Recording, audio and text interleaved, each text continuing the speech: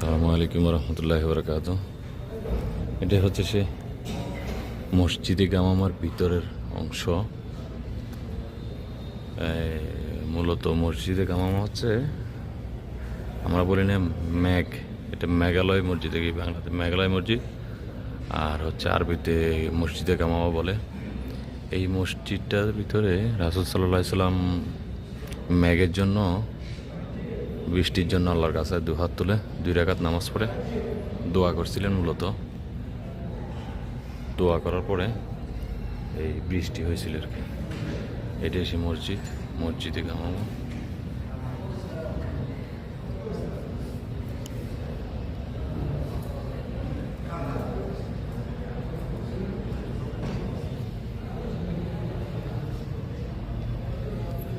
মাশাআল্লাহ, দেখুন সেই 1400-1500 বছর আগের মসজিদ।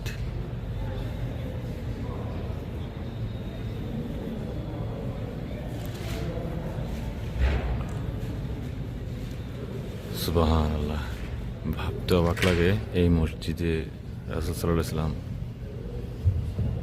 নামাজ পড়ছিলেন, এমন আল্লাহর কাছে প্রার্থনা করছিলেন বৃষ্টির জন্য, মুষলধারে বৃষ্টির জন্য।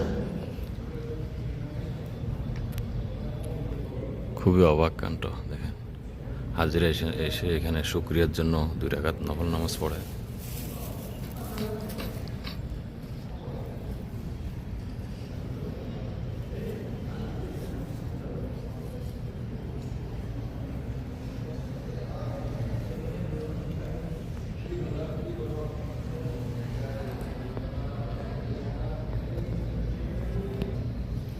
এই ভিডিওটা কেমন লাগছে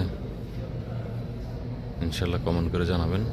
ভালো লাগলে লাইক কমেন্ট শেয়ার করবেন, পেজটা ফলো দিয়ে রাখবেন ইনশাল্লাহ এরকম ভিডিও পাওয়ার জন্য।